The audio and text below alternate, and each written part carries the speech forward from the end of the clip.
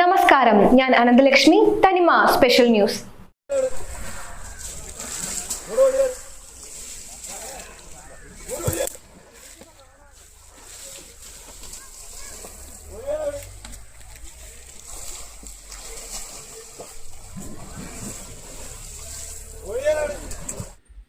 Thiruvananthapuram wildlife division ABP range Kottoor Kappukad ആന വളർത്തൽ കേന്ദ്രത്തിൽ ഗജദിനം ആചരിച്ചു.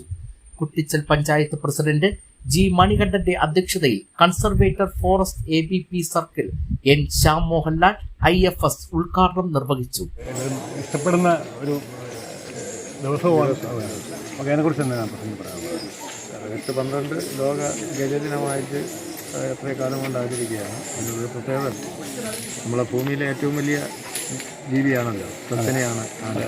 അപ്പോൾ അതുമായി ബന്ധപ്പെട്ട് ഒരു പ്രത്യേക ദിവസം നമ്മൾ പരിപാടി ഇടുമ്പോൾ അങ്ങനെ ഒരു ആഘോഷം വയ്ക്കുമ്പോൾ തന്നെ നമുക്ക് മനസ്സിലാവും പരിസ്ഥിതിയും പ്രകൃതിയുമായി എത്രത്തോളം ബന്ധമുള്ള ഒരു സസ്തനെയാണ് ആന എന്നുള്ളത്. അത് കാഴ്ചയ്ക്ക് മാത്രമല്ല, മറ്റുപയോഗങ്ങൾക്ക് മാത്രമല്ല, നമ്മുടെ പരിസ്ഥിതി നിലനിൽക്കുന്ന ഒരു പ്രധാന ഭാഗം എന്ന് പറയുന്ന ജീവി നമുക്ക് സമ്മാനിക്കുന്നുണ്ട്. അപ്പോൾ അതിനനുസരിച്ചുള്ള ആദരവ് പിന്നെ ജീവിയോട് കാണിക്കണം. പൊതുവെ ഇതിന് വംശനാശം വന്നുകൊണ്ടിരിക്കുന്ന ഒരു സാഹചര്യമാണ്. അപ്പോൾ ഇപ്പോൾ നമ്മുടെ ഏഷ്യയിലെ തന്നെ ഒരു പ്രധാനപ്പെട്ട ആന പരിപാലന കേന്ദ്രമാണ് കാപ്പുകാട്. അവിടെ ഇപ്പോൾ 15ഓളം ആനകളുണ്ടെന്നാണ് ഔദ്യോഗിക കണക്ക്. അപ്പോൾ വർഷങ്ങളായി ഈ കാര്യങ്ങളെല്ലാം നന്നായി ഭംഗിയായി ഇവിടെ നടപ്പാക്കുന്നു. അതൊരു വലിയ സന്ദേശമാണ്. വനം വകുപ്പ് ബഹുജനങ്ങൾക്ക് ഒരു സന്ദേശമാണ് നൽകിയിരിക്കുന്നത്.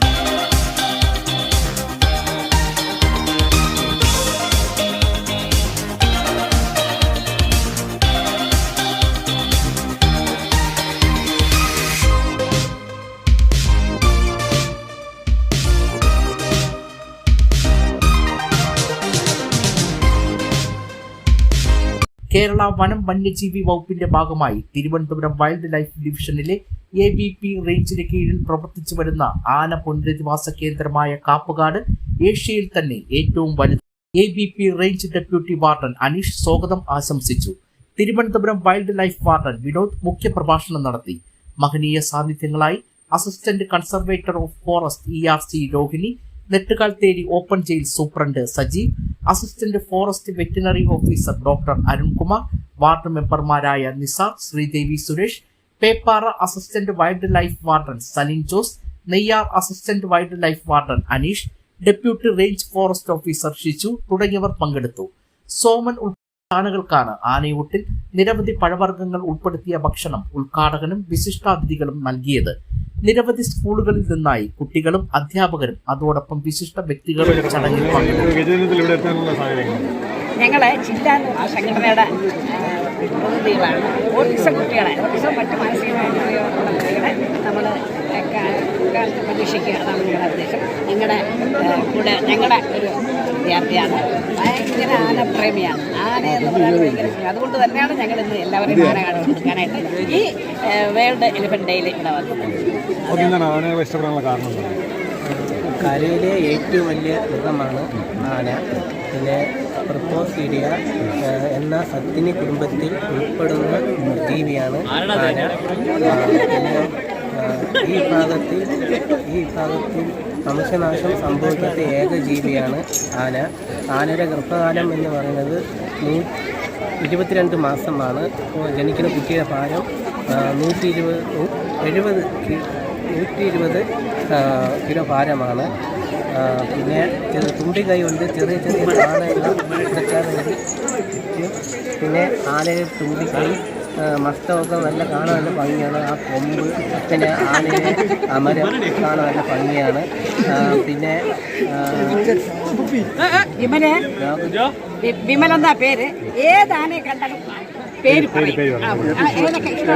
ഇഷ്ടപ്പെട്ടതാണ് മംഗളംകുന്ന് കരണ്ണൻ, തെറ്റുകൊട്ടുകാവ് രാമേന്ദ്രൻ, പാമ്പാടി രാജൻ, പാമ്പാടി സുന്ദരൻ, മംഗളംകുന്ന് അയ്യപ്പൻ, മംഗളംകുന്ന് ശരണയ്യപ്പൻ, പിന്നെ ഒട്ടോടി അനന്തൻ, പിന്നെ ഗുരുവായൂർ കാശ്യപൻ, അങ്ങനെ ഒരുപാട് കണ്ടാൽ അറിയാൻ പറ്റും.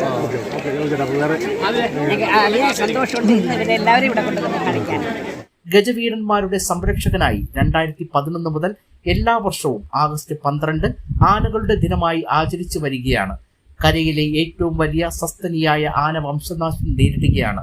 ആവാസ കേന്ദ്രങ്ങളുടെ നാശവും വേട്ടയാടലും മനുഷ്യന്റെ ചൂഷണവും കടന്നുകയറ്റവും ആനകളുടെ നിലനിൽപ്പിന് ഭീഷണിയായി മാറിക്കൊണ്ടിരിക്കുകയാണ്. ആയതിനാൽ ആനകളുടെ സംരക്ഷണം കാലാവസ്ഥ വ്യതിയാനത്തിനെതിരെയുള്ള പോരാട്ടം കൂടിയാണ്. ജൈവ വൈവിധ്യം നിലനിർത്തുന്നതിൽ ആനകളുടെ പങ്ക് വളരെ വലുതാണ്. പുതിയ സസ്യങ്ങൾ വളരുന്നതിനും വിത്ത് വിതരണം നടത്തുന്നതിനും മണ്ണിന്റെ ഫലപുഷ്ടി വർദ്ധിപ്പിക്കുന്നതിനും ആനകൾ ചെയ്യുന്ന പ്രവർത്തനങ്ങൾ ചെറുതല്ല. അതുകൊണ്ട് തന്നെ ആനകളെ സംരക്ഷിക്കുന്നത് മനുഷ്യരാശിയുടെ നിലനിൽപ്പിന് തന്നെ അത്യന്താപേക്ഷിതമാണ്. 5 വയസ്സ് മുതൽ 84 വയസ്സുള്ള 15 ആനകളെ ഇവിടെ പരിപാലിച്ചു വരുന്നതായി റേഞ്ച് ഓഫീസർ ഷിജു പറഞ്ഞു. ആനകളെക്കുറിച്ച് കൂടുതൽ പഠിക്കുന്നതിനും ഗവേഷണം നടത്തുന്നതിനും പ്രാപ്തമാകുന്ന തരത്തിൽ ആന പുനരധിവാസ കേന്ദ്രത്തിന്റെ വിപുലീകരണത്തിന്റെ നിർമ്മാണ പ്രവർത്തനങ്ങൾ അവസാന ഘട്ടത്തിലാണ്. ആഗസ്റ്റ് 12 ഒരു പ്രത്യേകത ഒരു ദിവസമാണ്. ഗജദിനത്തിൻ്റെ ഒരു പ്രത്യേകത ഉണ്ടറിയാം. നമ്മുടെ 2011-12 ലോക ഗജദിനം നമ്മൾ ആചരിച്ചു വരുന്നത്. എല്ലാ വർഷവും നമ്മുടെ ഓഗസ്റ്റ് 12 ഗജദിനമായി ആചരിക്കുന്നത്. ഇതിൻ്റെ പ്രത്യേകത എന്ന് പറയുന്നത് ആനകളെ സംരക്ഷിക്കുന്നതിനും ആനകളുടെ പാരിസ്ഥിതിക പ്രാധാന്യം മറ്റുള്ളവരിലേക്ക് എത്തിക്കുന്നതിനും ഈ ആന നമ്മുടെ മനുഷ്യനും പരിസ്ഥിതിക്കും ഉണ്ടാക്കുന്ന നമ്മുടെ പ്രാധാന്യവും അതോടൊപ്പം തന്നെ ആനകളെ സംരക്ഷിക്കേണ്ടത് പ്രാധാന്യവും വിളിച്ചു വന്നതിന് വേണ്ടിയിട്ടാണ് നമ്മൾ ഇത്തരം പരിപാടികൾ സംഘടിപ്പിക്കുന്നത്. അതിൻ്റെ ഭാഗമായി നമ്മൾ തിരുവനന്തപുരം വൈൽഡ് ലൈഫ് ഡിവിഷൻ്റെ കീഴിൽ ABP റേഞ്ച് കോട്ടൂരിൽ ഉള്ള ആന പരിപാലന കേന്ദ്രമായ ഇവിടെ നമ്മൾ ഇന്നേ ദിവസം ആനയൂട്ട്, അതുപോലെ തന്നെ ഗജദിന റാലി, കുട്ടികളുടെ വിവിധ മത്സരങ്ങൾ, അതുപോലെ തന്നെ ഈ ദിനത്തിൻ്റെ പ്രാധാന്യത്തെക്കുറിച്ചുള്ള ക്ലാസുകൾ എന്നിവ സംഘടിപ്പിച്ചിട്ടുണ്ട്. ഈ ദിനവുമായി ബന്ധപ്പെട്ട് ഈ ക്യാമ്പിൽ വിപുലമായ പരിപാടികളാണ് സംഘടിപ്പിച്ചത്. ഏതാണ്ട് 6ഓളം സ്കൂളിൽ നിന്ന് നമുക്ക് 300ഓളം കുട്ടികൾ, ഏറ്റവും പ്രൈമറി മുതൽ നമ്മുടെ കോളേജ് വരെയുള്ള കുട്ടികൾ ഇന്നത്തെ ഈ പരിപാടിയിൽ പങ്കെടുക്കുന്നുണ്ട്. അതോടൊപ്പം തന്നെ അവർക്ക് നല്ലൊരു അനുഭവം ആയിരിക്കുമെന്ന് ആനയെ അടുത്ത് കാണുന്നതിനും നേരിട്ട് ഇടപഴകുന്നതിനും ആനയെക്കുറിച്ചുള്ള അല്ലെങ്കിൽ ആനയുടെ പാരിസ്ഥിതിക പ്രാധാന്യത്തെക്കുറിച്ചുള്ള പ്രാധാന്യം അവർക്ക് മനസ്സിലാകുന്ന രീതിയിലുള്ള ഒരു ക്ലാസ് അവർക്ക് ലഭിക്കുമെന്നും ഞാൻ പ്രതീക്ഷിക്കുന്നു. നമുക്കിവിടെ 15 ആനകളാണുള്ളത്. 5 വയസ്സ് പ്രായം മുതൽ 84 വയസ്സ് വരെയുള്ള ആനകളാണ് നമ്മളിവിടെ സംരക്ഷിച്ചു വരുന്നത്. ഈ ആനകളെല്ലാം തന്നെ കാട്ടിൽ നിന്ന് പരിക്കേറ്റ് കിട്ടിയതും ഉപേക്ഷിക്കപ്പെട്ടതുമായ ആനകളാണ്. ഇവിടെ നമ്മളൊരു പുനരധിവാസ പ്രവർത്തനമാണ് ഇവിടെ നടന്നു വരുന്നത്. ആനയുടെ ആഹാര രീതി എന്ന് പറഞ്ഞാൽ നമ്മുടെ ഈ ആനയ്ക്ക് 2 തരം ആഹാരമാണ് നമ്മൾ കൊടുക്കുന്നത്. ഒന്ന് പാകം ചെയ്ത ആഹാരവും, 2 നമ്മുടെ പച്ചപ്പുള്ള ആഹാരവും. പാകം ചെയ്ത ആഹാരം ദിവസം 2 നേരമാണ്. അതിൽ നമുക്ക് അരിയുണ്ട്, അരി, ഗോതമ്പ്, റാഗി, മുതിര, ചെറുപയർ തുടങ്ങിയ വിഭവങ്ങൾ നമ്മൾ പാകം ചെയ്ത് നമ്മുടെ ഉരുട്ടി ബോളാക്കി നമ്മൾ രാവിലെ വൈകുന്നേരം കൊടുക്കുന്നുണ്ട്.